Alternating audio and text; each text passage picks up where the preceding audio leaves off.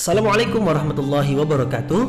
Mari klik subscribe di channel ini dan aktifkan tanda loncengnya untuk mendapatkan update pemberitahuan di video berikutnya.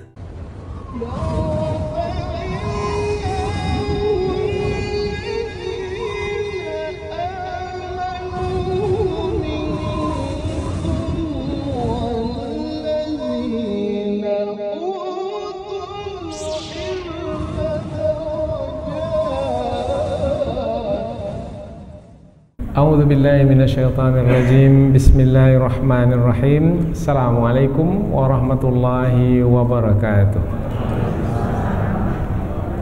Alhamdulillahi rabbil alamin wa bihi nasta'in wa ala umurid dunya waddin nasta'inuhu wa nastaghfiruh wa na'udzu billahi min shururi anfusina wa min sayyiati a'malina. فمن يهده الله فلا مضل له ومن يضلل فلا هادي له أشهد أن لا إله إلا الله وحده لا شريك له وأشهد أن محمدا عبده ورسوله لا نبي بعده أما بعد. Puji syukur kehadiran Allah Subhanahu wa taala yang masih melimpahkan rahmat dan nikmatnya. Kita bersyukur dengan mengucapkan Alhamdulillahi Rabbil Alamin. Kemudian tidak lupa pula bersalawat kepada Rasulullah dengan mengucapkan Allahumma salli ala Sayyidina Muhammad wa ala ali Sayyidina Muhammad. Dan bersalam kepada Rasulullah dengan mengucapkan Assalamu alayka ya Rasulullah. Alhamdulillah kita dapat kembali meneruskan pengajian tafsir ayat-ayat suci Al-Quran yang insyaAllah kita akan teruskan kepada ayat yang ke-191, 192, 193 dan 194 dari surah Al-A'raf. 4 ayat, yaitu dari ayat 191 hingga 194 tentang buruknya perbuatan menyembah berhala. Apabila ada manusia yang menyembah berhala, berarti manusia itu telah menyekutukan Allah. Semestinya yang disembah, yang diibadati hanyalah Allah. Apa sebab? Sebab Allah lah yang menciptakan alam semesta ini. Berarti yang berkuasa adalah Allah, sebab Allah yang menciptakan alam semesta. Nah, apabila Allah yang berkuasa di alam semesta ini, karena Allah yang menciptakan alam semesta, maka semestinya yang disembah itu, yang diibadati itu adalah Allah. Manusia sebagai makhluk yang dicipta oleh Allah, berarti manusia di dalam kekuasaan Allah, tunduk di dalam kekuasaan Allah. Apabila manusia itu adalah yang diciptakan oleh Allah, berarti manusia adalah makhluk yang lemah karena diciptakan. Makhluk yang memiliki sifat kekurangan karena diciptakan. Yang mencipta itu memiliki sifat kesempurnaan, yang berkuasa ke atas segala sesuatu, termasuk pada diri manusia. Maka semestinya manusia yang lemah itu bergantung kepada Allah yang kuat, bergantung kepada Allah yang menciptakannya, yang berkuasa kepadanya. Bukan manusia itu bergantung kepada berhala. Yang berhala itu juga diciptakan oleh Allah. Maka berhala itu juga punya sifat kekurangan, kelemahan. Bahkan berhala itu lebih lemah lagi dari manusia. Manusia masih bisa melihat, masih bisa mendengar, masih bisa bergerak, tapi berhala bisa mendengar, melihat, bergerak? Tidak. Jadi manusia tidak sepatutnya, kalau manusia menggunakan akal fikiran, tidak akan mungkin manusia itu menyembah berhala. Tetapi karena kebodohan manusia itu, karena manusia tidak mau menggunakan akal fikiran yang dikaruniakan oleh Allah kepadanya, akhirnya banyak juga pada hari ini manusia masih saja menyembah berhala. dibuatlah berhala besar, diletakkan di depan gereja, diletakkan di depan pura, diletakkan di tempat-tempat ibadat mereka, kemudian mereka menyembah di depannya. Mereka bersungkur, sujud di depan berhala, menyeru berhala. Kalau pada bangsa Arab dahulu, nama berhalanya Latta, Uzza, Manata dan lain sebagainya. Kemudian mereka meminta kepada berhala. Berhala sendiri pun mendengar tidak, memahami pun tidak, tak punya kuasa apa-apa, tapi manusia menyembahnya juga. Bagaimana bisa sampai ke tahap seperti itu? Sebabnya adalah karena manusia tidak menggunakan akal fikiran.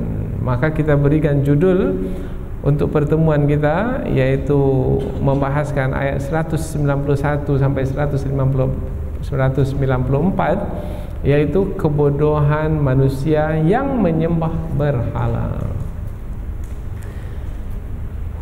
Dalam kata lain, Allah Subhanahu wa taala ingin menyampaikan kepada kita bahwasanya yang berhak disembah itu hanyalah Allah taala. Karena Allah yang mencipta alam semesta, maka yang mencipta itulah yang sepatutnya disembah. Disembah mana? Diibadati. Kalau disebut diibadati berarti yang tunduk dan patuh kepadanya. Karena ibadah itu maknanya tunduk dan patuh.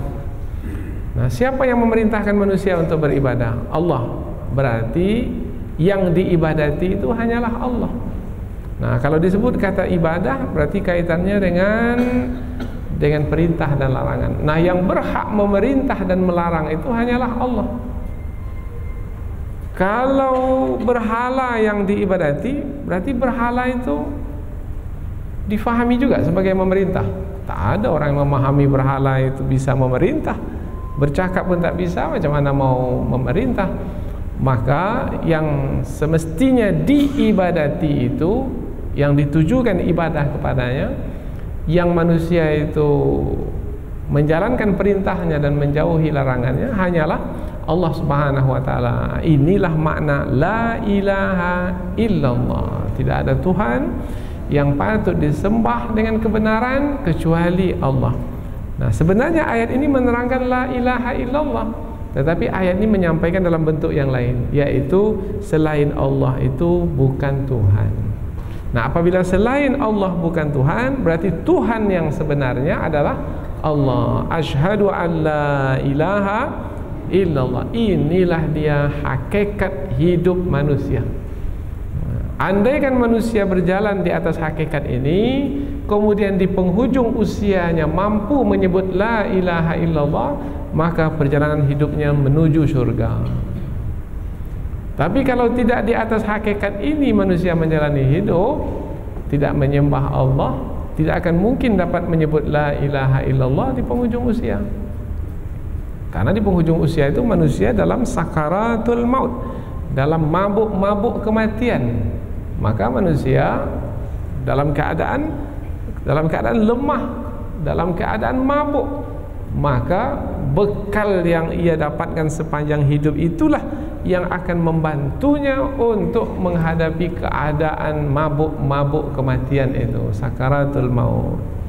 Maka kita lihat orang yang berbekal sepanjang hayatnya, di penghujung usianya mudah saja dia menyebut la ilaha illallah. Kemudian ia menutup usianya dengan husnul khatimah. Nah, inilah yang kita harapkan dalam hidup ini. Maka ayat ini sebagai menjelaskan dan menegaskan bahwasanya tidak ada Tuhan yang patut disembah dengan kebenaran kecuali Allah. Berhala yang disembah oleh kebanyakan manusia bukan Tuhan. Karena dalam agama Kristen kita lihat menyembah berhala. Dalam agama Yahudi juga menyembah berhala. Dalam agama Buddha menyembah berhala. Di dalam agama Tao, agama orang Cina, Taoism, itu juga menyembah berhala. Kemudian banyak pula orang-orang yang tidak mengerti lahirnya dari kalangan orang musyrik menyembah berhala.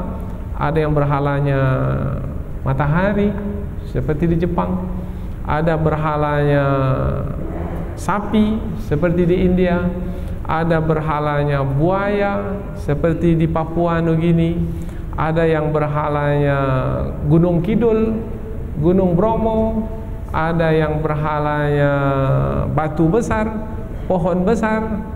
Ini adalah yang disembah selain Allah. Dan akhir-akhir ini pula ada pula yang meyakini di dalam batu akik itu ada kekuasaan pula. Akhirnya menyembah selain Allah. Maka mudah-mudahan insya-Allah Allah selamatkan kita dari perbuatan syirik, perbuatan menyekutukan Allah, yaitu dengan meyakini di sana ada kuasa selain Allah. Jangan sampai tidak ada di sana kuasa pada selain Allah. Andai kan kita juga berkuasa, sebenarnya kuasa kita itu adalah dari Allah juga. La haula wala quwata illa billah. Tidak ada daya, tidak ada kekuatan melainkan dari Allah. Inilah dia tauhid, pengesaan Allah, ketuhanan yang Maha Esa. Inilah dia makna ketuhanan yang Maha Esa itu. Kalau ada orang yang meyakini di sana ada selain Allah Tuhan, bermakna dia tidak berketuhanan yang Maha Esa. Kalau dia mengatakan Tuhan itu tiga, bermakna dia bukan berketuhanan yang Maha Esa. Esa itu maknanya satu, bukan tiga. Kalau ada orang yang menyamakan satu dengan tiga, tiga dengan satu, tak lulus matematikanya itu. Karena jelas satu, satu, dua, dua, tiga, tiga, tak sama satu dengan tiga, tiga dengan satu. Maka mudah-mudahan orang awam, seawam apapun, ketika petunjuk Al-Quran yang disampaikan kepada mereka, mereka mudah untuk memahaminya.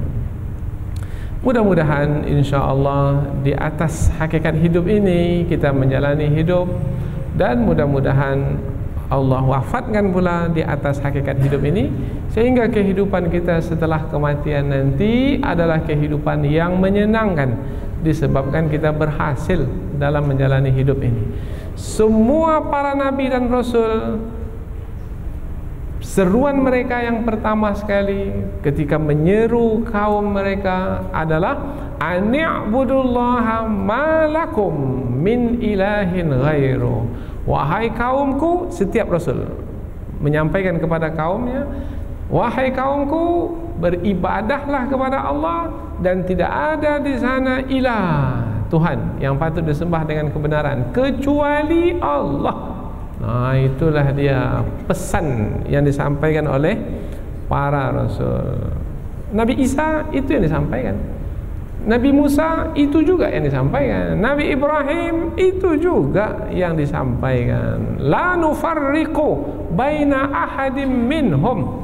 Kita tidak membedakan antara satu nabi dengan nabi yang lain, karena semua nabi membawa pesan yang sama, yaitu mengesahkan Allah Subhanahu wa taala. Wa nahnu lahu muslimun, dan kita adalah yang berserah diri kepada Allah Subhanahu wa taala. Karena agama para nabi itu adalah agama Islam. Tidak ada nabi itu membawa agama Yahudi, membawa agama Nasrani, tidak ada. Tak ada nabi membawa agama selain agama Islam, karena agama para nabi adalah agama Islam. Penyampaian ini bukan penyampaian fanatik, bukan. Penyampaian ini adalah penyampaian kebenaran. Maka hendaklah difahami dengan hati yang bersih suci, dengan fikiran yang jernih. Maka banyak pendeta-pendeta ketika mereka mencari kebenaran dengan hati yang bersih suci, dengan fikiran yang jernih, akhirnya mereka melihat kebenaran sebagai kebenaran, kemudian mereka memeluk Islam, yaitu agama para nabi. Maka mudah-mudahan insyaAllah dengan banyak belajar ini akan meneguhkan kaki kita di jalan Islam ini. Karena barang siapa yang mencari agama selain agama Islam sebagai pedoman hidup, petunjuk hidup, maka tidak akan diterima darinya agama selain agama Islam itu. Dan nanti dia di hari akhirat termasuk ke dalam golongan orang-orang yang merugi. Wa may yabtaghi ghairal islami dinan falan yuqbala minhu. Barang siapa yang mencari agama selain agama Islam, karena agama Islam agama para nabi, mulai dari Nabi Adam, manusia pertama, sampai nabi yang terakhir. Nabi, semua nabi beragama Islam. Maka siapa yang mencari agama selain agama Islam, bermakna bukan agama para nabi. Dan nanti di hari akhirat, wa huwa fil akhirati minal khasirin. Nanti di hari akhirat dia termasuk ke dalam golongan orang-orang yang merugi. Kita tak mau merugi, kita mau beruntung. Inilah insya-Allah yang akan kita bahas di dalam pertemuan kali ini, dan mudah-mudahan insya-Allah akan menguatkan keimanan kita, mengokohkan keyakinan kita, dan mudah-mudahan kita dapat pula menyampaikannya kepada manusia yang lainnya sehingga kita selamat dan kita juga menyelamatkan orang lain. Khairukum man ta'allamal Qur'ana wa 'allamah. Sebaik-baik kamu adalah yang belajar Al-Qur'an, sekarang kita belajar, dan mengajarkannya kembali. Hadis riwayat Imam Al-Bukhari dan Muslim. Selanjutnya kita lihat ayat-ayat ini dengan lebih terperinci melalui tafsirannya. Tapi kita akan baca terlebih dahulu. Mudah-mudahan kita akan mendapatkan pahala dari setiap huruf yang kita baca. Allah berfirman, A'udzubillahi minasyaitonirrajim. Ayusyrikuna ma la yakhluqu syai'aw wa hum yukhlaqun ولا يستطيعون لهم نصرا ولا أنفسهم ينصرون وإن تدعوهم إلى الهدى لا يتبعوكم سواء عليكم أدعوتموهم أم أنتم صامتون إن الذين تدعون من دون الله عباد أمثالكم فادعوهم فليستجيبوا لكم إن كنتم صادقين. Allah berfirman, Ayusyrikuna ma la yakhluqu syai'a. Apakah yusyrikuna, mereka menyekutukan siapa? Menyekutukan Allah. Dengan apa? Ma la yakhluqu. Ma apa-apa yang la tidak, yakhluqu menciptakan. Yang dimaksudnya adalah berhala, yaitu berhala yang tidak menciptakan syai'a, sesuatu apapun. Wa hum yukhlaqun. Wa dan hum, mereka, berhala-berhala itu, yukhlaqun, yang diciptakan. Kita ulang dari pangkal ayat. Apakah mereka menyekutukan Allah dengan apa-apa yang tidak menciptakan sesuatu apapun, dan berhala-berhala itu pula adalah yang diciptakan. Mestinya yang disembah itu adalah yang mencipta, bukan yang dicipta. Kalau yang disembah itu yang dicipta, kita pula adalah yang dicipta, manusia adalah yang dicipta. Maka macam mana pula manusia yang dicipta menyembah yang dicipta? Ini hanya orang bodoh saja yang melakukan perkara ini. Cuma kata bodoh ni tak selesa, tidak nyaman di telinga. Tapi mudah-mudahan menyentakkan orang-orang yang masih dalam kelalaian dan dalam kesesatan. Kalau menyentakkan kan mesti pukulnya agak keras sedikit. Kalau pukulnya perlahan, maka tak tersentak dia. Apalagi tidurnya itu lelap betul. Kalau tidur lelap betul, diusap-usap tak bangun dia. Macam mana caranya? Caranya yang tidur lelap betul itu, yang nyenyak betul, dalam betul tidurnya, hentakkan sedikit. Pukul dia, terkejut. Ada apa? Salah yang kamu sembah selama ini. Maka ketika umpamanya para ulama kita yang pakar dalam berdebat ini dengan pendeta-pendeta dan orang-orang yang memiliki kepercayaan yang sesat lainnya, seperti umpamanya Dr. Zakir Naik umpamanya, apabila berdebat saja langsung mereka memeluk Islam, padahal mereka dari kalangan pendeta. Bertahun-tahun mereka mengkaji kebenaran, tapi mengkaji kebenaran dengan kebodohan, maka bertambah bodoh. S1 bertambah bodoh, S2 dalam ketuhanan, S3 dalam teologi, bertambah bodohnya. Yaitu macam mana menyembah yang tidak punya kuasa apa-apa. Nah, ini untuk menegaskan.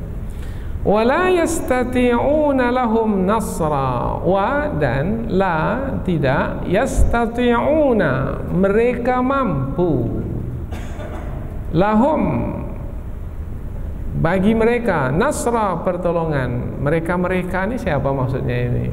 Mereka yang pertama itu berhala, mereka yang kedua itu yang menyembah berhala itu. Dan berhala-berhala itu tidak mampu untuk memberi pertolongan kepada penyembah-penyembahnya. Berhala itu sendiri diam saja, macam mana dia bisa menolong?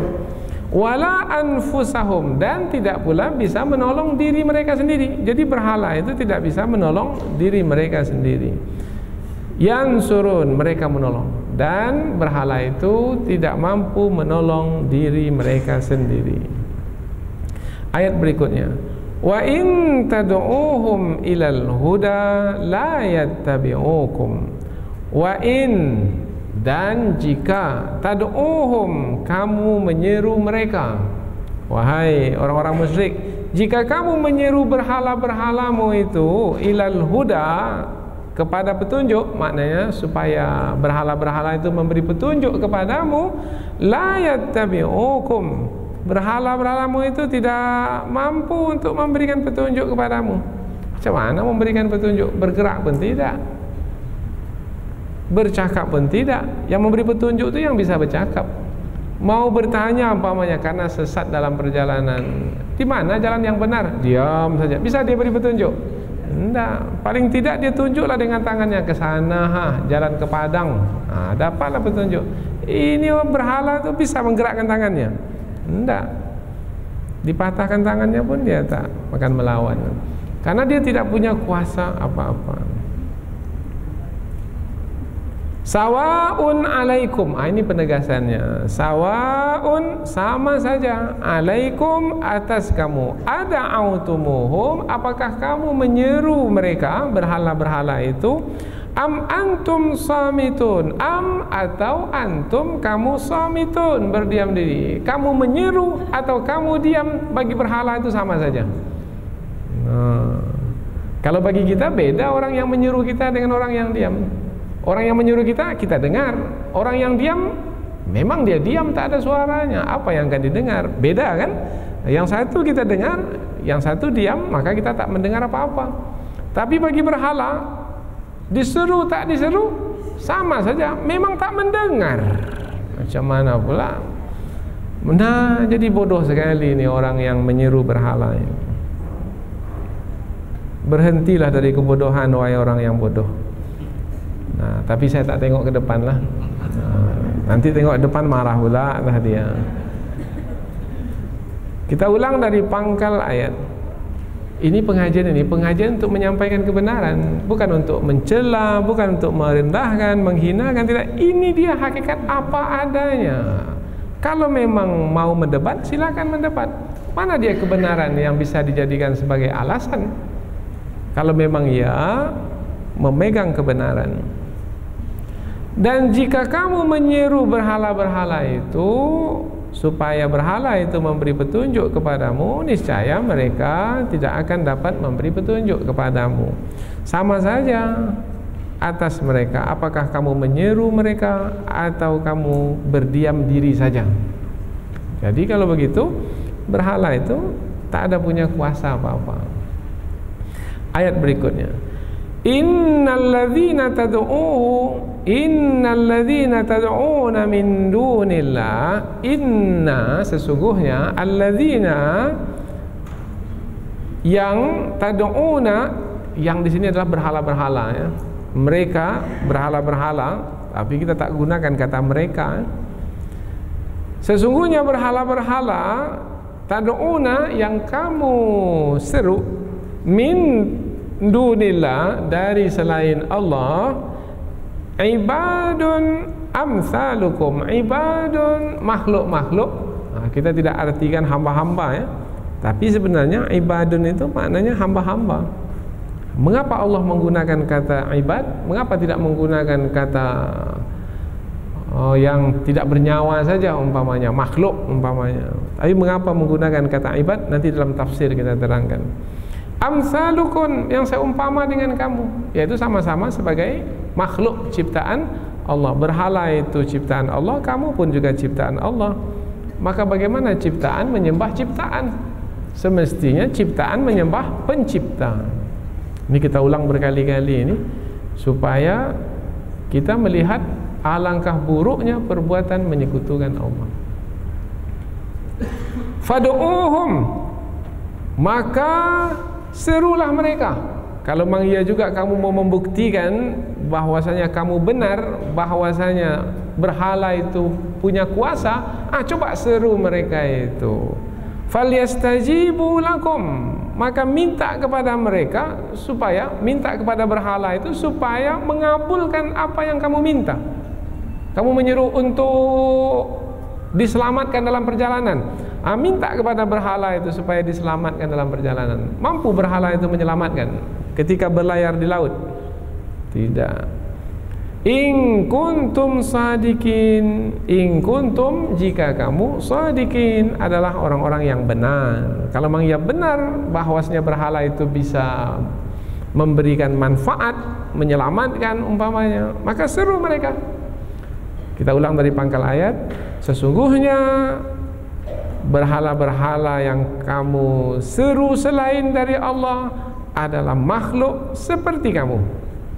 Kalau kamu tak percaya, maka serulah mereka, maka mintalah kepada berhala-berhala itu untuk menjawab seruanmu jika kamu adalah orang-orang yang benar. Inilah terjemahan kata per kata. Tujuannya terjemahan ini supaya kita lebih dekat lagi dengan kandungan ayat. Yang kandungan ayat dari beberapa ayat yang kita kaji pada kesempatan ini adalah menerangkan tentang berhala-berhala yang disembah oleh sebahagian manusia itu bukan Tuhan, karena tidak memiliki sifat kesempurnaan. Sebab berhala-berhala itu ciptaan Allah juga, ciptaan Allah yang memiliki sifat kekurangan. Bahkan sifat kekurangan yang ada pada berhala lebih lagi sifat kekurangannya itu berbanding manusia. Manusia masih mendengar, masih melihat, masih berbicara, masih bisa menolong meskipun dengan izin Allah Ta'ala. Tapi berhala itu mendengar, tidak melihat, tidak bercakap, tidak menolong pun tidak. Jangankan menolong orang lain, menolong diri sendiri pun tidak. Masih ingat kisah ketika Nabi Ibrahim mengkampak berhala-berhala yang disembah oleh Raja Namruz dan rakyatnya? Dikampak oleh Nabi Ibrahim ketika mereka semua pergi beribadah keluar kota, kosong kota. Maka Nabi Ibrahim bawa kapak masuk ke tempat peribadatan Namruz. Kemudian dipecahkanlah semua berhala yang disembah, ditinggalkan satu. Kemudian kampak itu diletakkan di lehernya yang satu itu. Maka terpacaklah kapak itu di leher satu berhala yang masih berdiri. Yang lain sudah roboh. Kemudian ada yang melihat bahwasanya yang tak pergi keluar kota itu Nabi Ibrahim. Maka dituduhkanlah yang mengkampak berhala itu Nabi Ibrahim. Maka raja pun memanggil Nabi Ibrahim, wahai Ibrahim, a anta fa'alta hadza bi alihatina, kamu yang mengkampak Tuhan-Tuhan kami ini. Dikatakan ke Tuhan, bi alihatina, Tuhan-Tuhan kami ini. Maka Nabi Ibrahim jawab, tanyalah kepada yang satu yang masih berdiri itu, kan masih ada kapak di lehernya itu. Mungkin dia yang kapak kawan-kawannya agaknya. Tapi ini tak disampaikan oleh Nabi Ibrahim.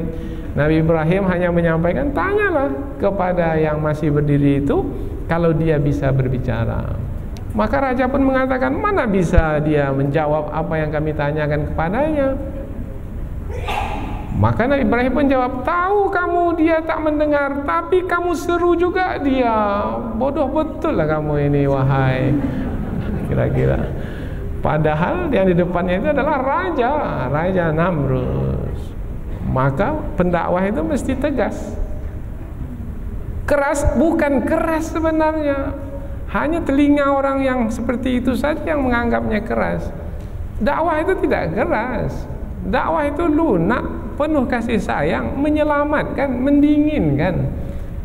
Tetapi karena ada dengki dalam hati, karena ada sombong dalam hati, tak mau dinasehati, inilah yang merasakan, oh ini yang disampaikan ini keras ini. Tak ada.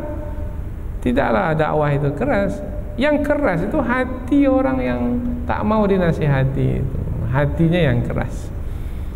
Tapi sekarang ini, oh ustaz tuh keras lah penyampaiannya. Mana pula keras? Tidak. Yang keras itu hati yang tidak menerima kebenaran. Tsumma qasat qulubuhum min ba'di dzalika fahiya kal hijarah au ashaddu qaswah. Kemudian hati mereka menjadi keras, bahkan lebih keras lagi dari batu. Nah, ini disebutkan dalam surah Al-Baqarah dahulu. Jadi 4 ayat yang akan kita pelajari ini adalah menerangkan tentang ketegasan dari sisi Allah bahwasanya perbuatan syirik adalah perbuatan yang sangat buruk dan tercela sekali. Apa kaitan dengan ayat sebelum ini? Oh, jelas berhubungan dengan kemusyrikan juga. Karena dalam ayat sebelum ini masih ingat bahwasanya ada suami istri yang mereka ini berhubungan, kemudian si istri mengandung.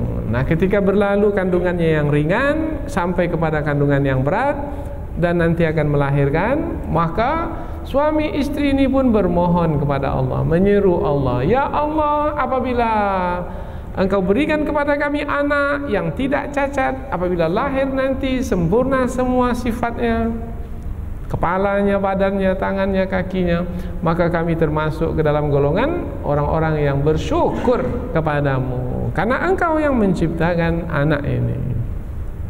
Tapi rupanya setelah anak yang dilahirkan itu lahir seperti yang mereka inginkan, anak itu sehat, sempurna, tidak ada cacatnya, sayangnya mereka berpaling dari Allah. Mereka menyekutukan Allah.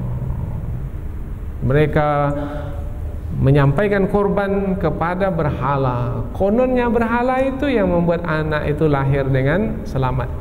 Nah, jadi ayat sebelum ini menerangkan perbuatan syirik, dan sekarang ini menegaskan perbuatan syirik itu adalah perbuatan yang buruk dan tercela.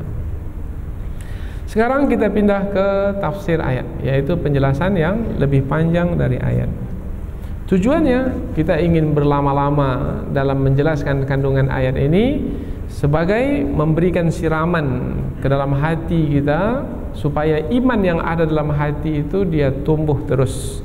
Keyakinan yang ada dalam hati itu kuat dan semakin kuat sehingga sekali-kali kita tidak akan menyekutukan Allah. Hati-hati, sangat hati-hati kita dalam perkara ini. Banyak orang yang terperangkap ke dalam perbuatan syirik ini. Umpamanya badannya sakit, pergi ke dokter tak sembuh, makan obat tak sembuh, maka ada orang yang membisikkan kepadanya, pergilah ke sana, ke Teratak Buluh tuh, ada di sana dia pandai sekali, orang pintar, dia jampi-jampi saja, bawa ke sana itu buah kelapa 2-3 buah, nanti dia jampi-jampi, kemudian buanglah ke kolam, mana yang timbul, mana yang tenggelam. Nah, pastilah semua buah kelapa itu timbul, tidak ada yang tenggelam. Kemudian ada satu yang tenggelam, maka dia pun terheran-heran, ini biasanya timbul, hari ini pula tenggelam. Syaitan itu pandai, ditekannya buah kelapa itu maka tenggelamlah dia. Maka yang datang ini pun mulailah heran-heran dan minta petua. Yang memberi petua ini adalah yang berkawan dengan syaitan, yang menjalin hubungan dengan syaitan. Innahu rijalum minal insi ya'udzuna birijalim minal jinni fazaduhum rahaqa. Ini dalam surah Al-Jin disebutkan. Ada sebahagian dari bangsa manusia minta tolong kepada sebahagian dari bangsa jin supaya bertambah-tambah kedurhakaan manusia. Oh ya, hebat ini Pak Dukun ini. Macam-macam mana cara menyembuhkan penyakit saya ini Pak Dukun? Mulailah Pak Dukun berjampi-jampi, berkomat kamit mulutnya, yang kita pun tak faham apa yang dia sebut. Tertiwi tawar di langit, tergenang tawar di bumi, aku menawar jadi api, aku menawar jadi racun ke dalam batang tubuh si fulan. Kun kata Allah, fayakun kata Muhammad, berkat kalimah la ilaha illallah. Jangan tulis, jangan tulis. Ini jampi sesat ini. Jampi syirik.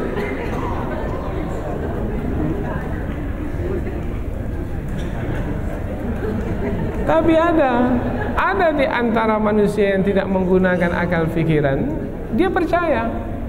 Kemudian karena dia percaya, berhasil setan menggodanya. Kemudian dia sembuh pula. Nah, ketika dia sembuh, maka dia pun meyakini, oh hebat ini Pak Dukun ini, dia bisa menyembuhkan penyakit. Padahal yang punya kuasa untuk menyembuhkan penyakit itu hanyalah Allah. La shifaa illa shifauka, shifaan la yughadiru saqama. Hadis Nabi, doa ketika kita berdoa untuk kesembuhan, ya Allah, Engkaulah penyembuh, tidak ada yang bisa menyembuhkan penyakit kecuali Engkau. Tapi sekarang sudah berubah, mengatakan bahwasanya selain Allah juga menyembuhkan penyakit, terperangkap ke dalam syirik. Mudah sekali manusia terperangkap dalam syirik. Apalagi yang lain, mau selamat, mau laris dagangan, maka mintalah azimat, tangkal, dikasih azimat, digulung-gulung kertas, masukkan dalam kopiah, digulung-gulung kertas, masukkan dalam ikat pinggang supaya dia kuat. Ini benteng dari orang yang mendengki. Akhirnya dia percaya kepada selain Allah. Yang percaya kepada tangkal, kepada azimat, kepada jampi, kepada apalagi mantra-mantra, ini adalah syirik. Ini perbuatan syirik. Apalagi percaya kepada keris, umpamanya kepada cincin, kepada kalung, sekarang ini macam-macam, banyak sekali. Ini semua adalah perbuatan syirik. Kalau hanya sebagai perhiasan silakan, tapi kalau mengatakan ini sudah diisi nih Pak Ustadz, ini diisi, ini bukan oleh sembarang orang, ini tak boleh dibawa ke kamar mandi, mesti ditanggalkan di luar. Kalau bawa kamar mandi hilang kuasanya. Bermakna dia percaya di dalam itu ada kuasa, padahal kekuasaan itu hanyalah milik Allah Subhanahu wa ta'ala saja. Kepercayaan seperti ini banyak sekali, sangat banyak, disebabkan karena kebodohan. Ayusyrikuna ma la yakhluqu syai'aw wa hum yukhlaqun. Ayat ini berbentuk pertanyaan. Apakah mereka menyekutukan Allah dengan berhala-berhala, yang berhala-berhala itu tidak menciptakan apa-apa, dan berhala-berhala itu adalah yang diciptakan? Apakah mereka? Nah, pertanyaan apakah ini bukan untuk dijawab oleh manusia, tidak. Karena apabila Allah bertanya, bukan Allah tak tahu.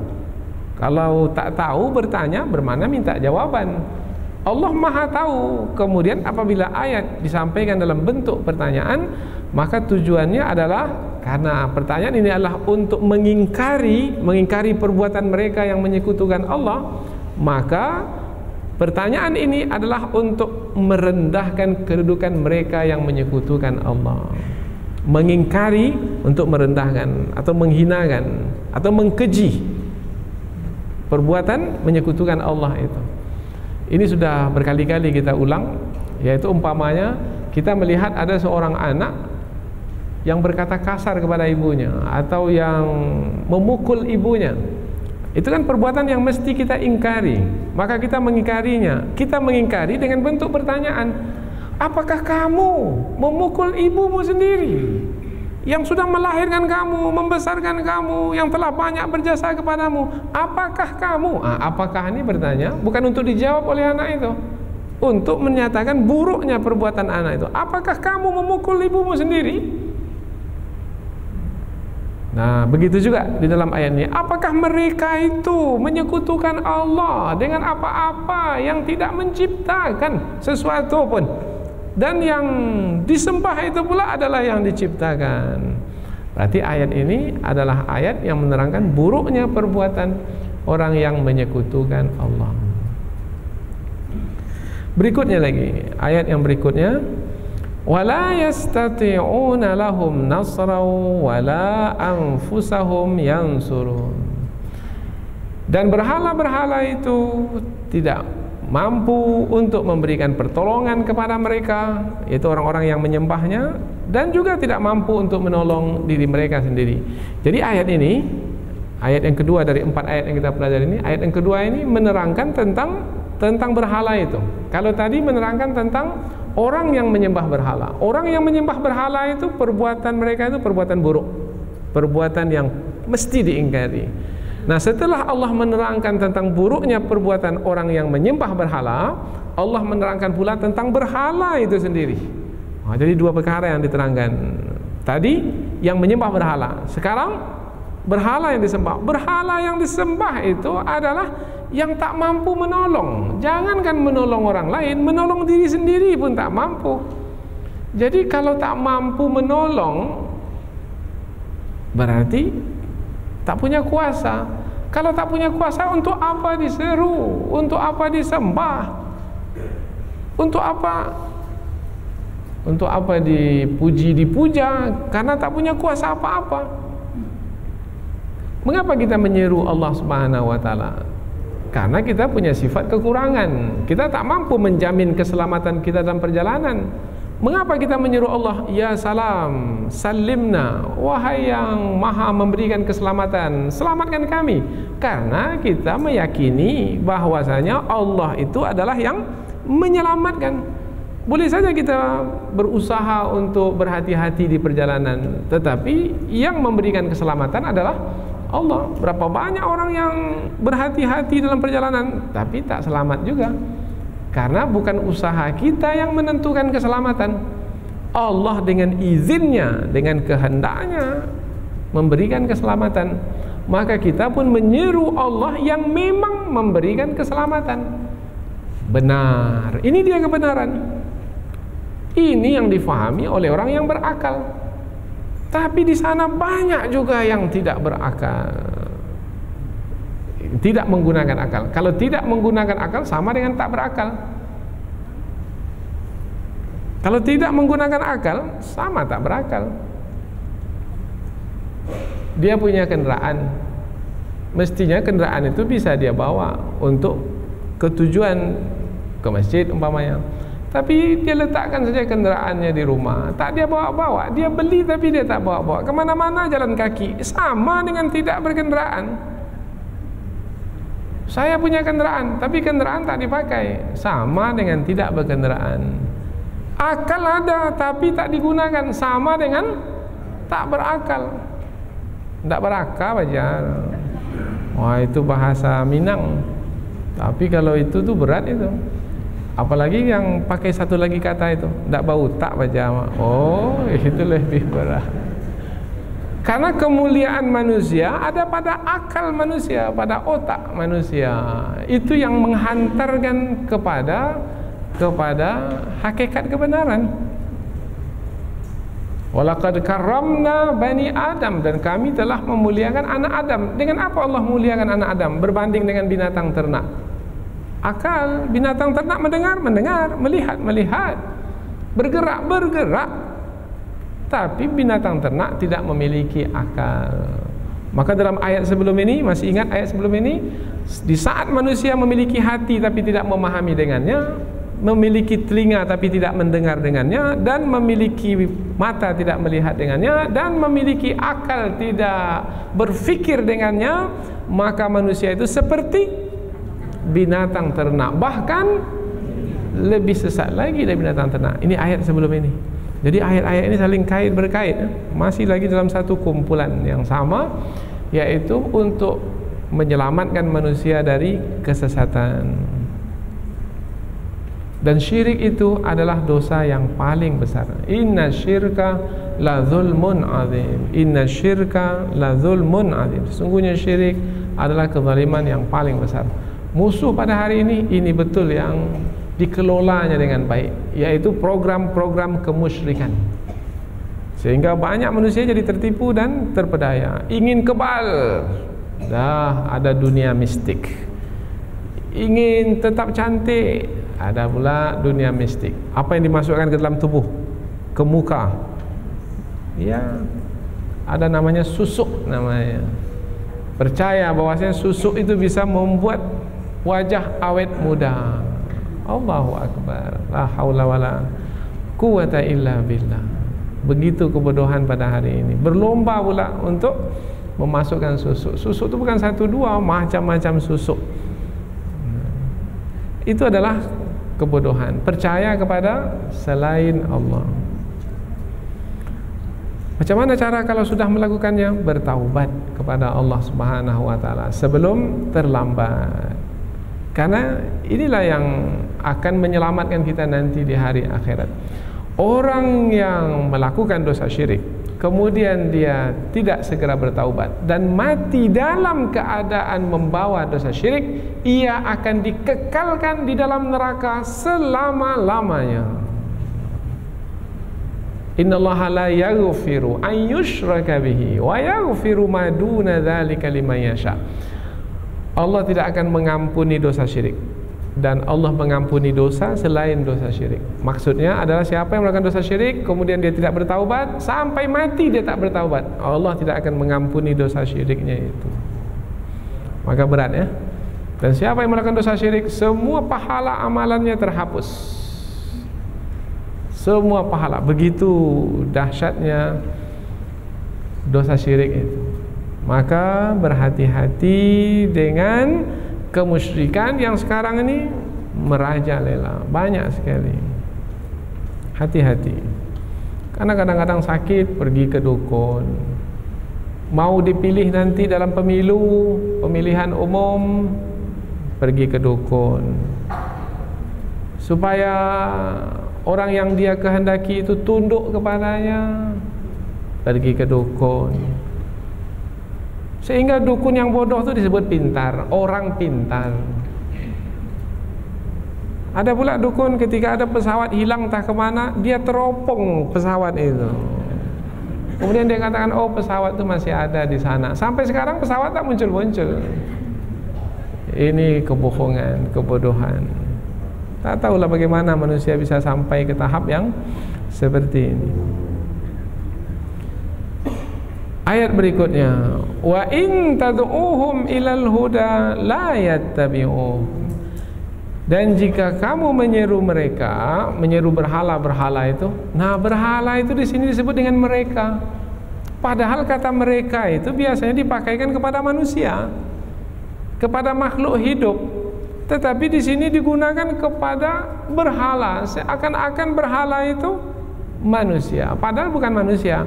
Mengapa digunakan kata mereka kepada berhala-berhala, tapi dalam terjemahan selalu tidak disebut kata mereka, supaya orang-orang awam ketika membaca terjemahan tidak salah faham. Maka dalam terjemahan selalu kita jumpai, dan jika kamu menyeru berhala-berhala itu, padahal sebenarnya bukan berhala-berhala itu, hum di situ mereka. Dan jika kamu menyeru mereka, yang dimasukkan mereka adalah berhala. Mengapa berhala disebut dengan mereka? Karena penyembah-penyembah berhala itu menganggap berhala itu makhluk hidup seperti manusia. Maka karena penyembah-penyembah berhala itu menganggap berhala itu makhluk hidup, bisa mendengar, bisa memberikan bantuan, maka disebutlah berhala itu sebagai mereka. Tujuannya menyindir orang yang menyembah itu. Sama dengan ada berhala di kanan kita ini. Berhala itu Tuhannya penyembah berhala itu. Maka kita katakan kepada si penyembahnya, nah, kita sebutkan makhluk hidup ini yang kamu sembah. Padahal berhala itu makhluk hidup atau makhluk mati? Makhluk mati. Makhluk hidup ini yang kamu sembah. Kemudian kita usap kepala berhala yang botak itu umpamanya. Ini yang tak berambut ini yang kamu, yang buncit ini yang kamu. Karena ada juga berhala itu yang buncit. Ada pula berhala itu yang pakai sayap, seakan-akan terbang. Ada lagi berhala itu dia di tiang gantungan, yang dia sendiri pun mati di tiang gantungan. Apakah makhluk hidup ini yang kamu sembah? Apakah betul makhluk hidup itu berhala? Tidak. Mengapa kita sebut sebagai makhluk hidup? Untuk menyindirnya. Alangkah tidak menggunakan akal fikiran kamu ini. Yang mati ini kamu fahami sebagai yang hidup. Anak kecil saja yang mati tahu yang mati, yang hidup tahu yang hidup. Kamu pula, wah, apa lagi mau disebut kepada orang seperti ini?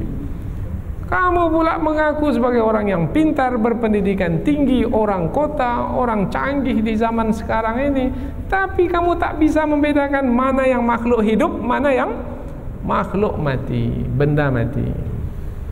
Jadi digunakan kata hum di sini ini adalah untuk menerangkan bahwasanya penyampaiannya itu kepada mereka Padahal yang dimaksudkan berhala itu adalah sebagai sindiran kepada orang yang menganggap berhala itu adalah makhluk hidup. Padahal berhala itu benda mati.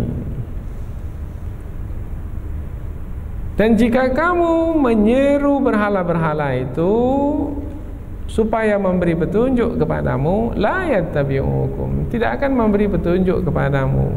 La yattabi'ukum, sebenarnya berhala itu tidak akan mengikutimu. Macam mana mau mengikuti? Berhala itu tak tahu apa yang diingini oleh penyembahnya. Bagaimana dia mau tahu? Mendengar pun tidak. Jangankan punya hati di dalam dadanya, punya telinga pun tidak. Telinganya ada, tapi telinga pahatan itu, bukan telinga seperti telinga makhluk hidup. Jadi kalau sudah seperti ini, jelasnya Allah menyampaikan tentang bukanlah Tuhan yang disembah selain Allah itu, maka tidak sepatutnya manusia masih bertahan juga untuk menyembah selain Allah. Maka jangan percaya kepada selain Allah sebagai Tuhan. Saya pernah menyewa satu rumah, kemudian ketika membersihkan rumah itu rupanya di atas pintu rumah itu ada kuku kuda. Kuku kuda, ada kuku kuda ya. U itu kuku kuda. Di pintu belakang pun juga ada kuku kuda. Kemudian kita tanyalah kepada pemilik rumah, ini mengapa letak di sini? Ini untuk menghalang perampok masuk. Oh, ada penghalang kuku kuda. Untuk penghalang. Oh, bermakna dia percaya bahwasanya yang digantung di atas pintu itu adalah untuk menghalang, melindungi. Yang melindungi siapa?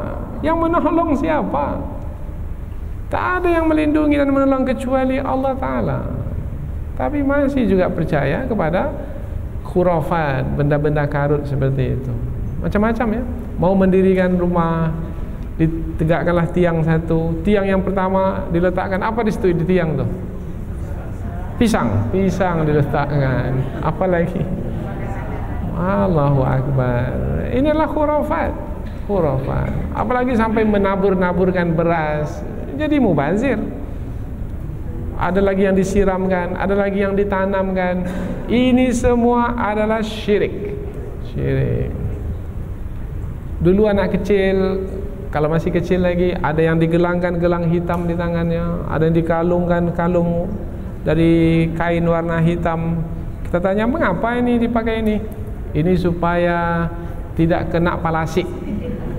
Entah apa palasik itu tak tahu lah kita. Kononnya ada orang yang jahat yang akan melindunginya.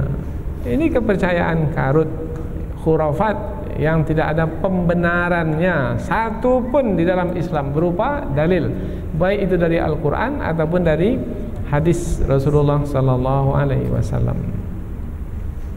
Mungkin ada yang bertanya, Ustaz, ada sekarang ini batu atau juga kayu yang sebenarnya kita tidak percaya bahwasanya batu atau kayu itu bisa memberikan kesembuhan atau memberikan kesehatan pada tubuh, tapi memang ada kandungan zat yang ada pada batu itu atau pada kayu itu yang bisa memberikan pengaruh. Kalau memang ya kayu dan batu itu memang mengandungi pengaruh, maka bermakna kita tetap menyatakan bahwasanya di kayu itu atau di batu itu adalah keistimewaan dari ciptaan Allah itu, berupa kayu dan batu yang bisa memberikan kesembuhan. Tetapi kita tetap menyebutnya sebagai sarana untuk menyembuhkan, bukan meyakininya sebagai penyembuh penyakit. Sarana saja. Sarana berarti yang akan mengizinkannya siapa? Allah juga. Allah juga yang akan mengizinkan. Allah tegaskan lagi, sawa'un alaikum ada'autumuhum am amtum shamitun. Sama saja bagi kamu dalam menyeru mereka itu, dalam menyeru berhala-berhala itu. Disebut mereka menyindir. Dalam menyeru berhala-berhala itu, kamu seru, berhala tak mendengar. Kamu tak seru, memang dia tak mendengar. Bermakna sama saja bagi berhala. Lah, kalau sama saja, Kamu buang-buang waktu saja menyeru mereka, sia-sia saja menyeru mereka. Bermakna kamu tertipu ketika menyeru mereka karena berharap mereka berhala itu bisa memberikan manfaat, tapi sebenarnya mereka tidak bisa berbuat apa-apa. Jangankan berbuat apa-apa, mendengar pun tidak. Bahasa yang lain, alangkah bodohnya perbuatan kamu yang menyembah yang tidak akan mendatangkan manfaat apa-apa. Kebodohan orang yang menyembah berhala. Ayat penutup, ayat yang keempat, yaitu ayat ini menegaskan lagi tentang apa yang sudah disampaikan sebelumnya. Innalladzina tad'una min dunillah, sesungguhnya berhala-berhala yang kamu seru selain dari Allah, kamu seru. Karena manusia apabila sakit menyeru Allah supaya Allah menyembuhkan. Manusia apabila miskin menyeru Allah supaya Allah mengkayakan. Manusia apabila lemah menyeru Allah yang kuat supaya Allah menguatkan. Nah, apabila menyeru selain Allah, yang selain Allah itu tidak punya kekuatan apa-apa, tidak punya pengetahuan, tidak punya kekuasaan, tidak punya kepemilikan apa-apa. Sesungguhnya berhala-berhala yang kamu seru selain Allah itu ibadun amsalukum, hamba-hamba seperti kamu. Disebut hamba-hamba di sini. Tapi apakah berhala itu hamba? Bukan. Mengapa disebut ibad, hamba? Sebagai menyindir, seakan-akan yang disembah oleh penyembah-penyembah berhala itu adalah makhluk hidup, padahal sebenarnya makhluk mati. Maka disebutkan hamba-hamba ini yang kamu sembah, padahal bukan hamba, adalah benda mati. Tujuannya adalah untuk menyindir. Alangkah buruknya kamu mengatakan yang benda mati ini sebagai hamba-hamba Allah. Karena hamba Allah itu hanya dipakaikan kepada makhluk hidup yang beribadah kepada Allah. Amsalukum, yang sama seperti kamu. Di mana letak kesamaannya? Berhala diciptakan, manusia pun juga diciptakan, sama-sama diciptakan. Bagaimana yang sama-sama diciptakan? Yang dicipta menyembah yang dicipta pula. Mestinya yang dicipta menyembah pencipta. Nah, ini dia, penting sekali.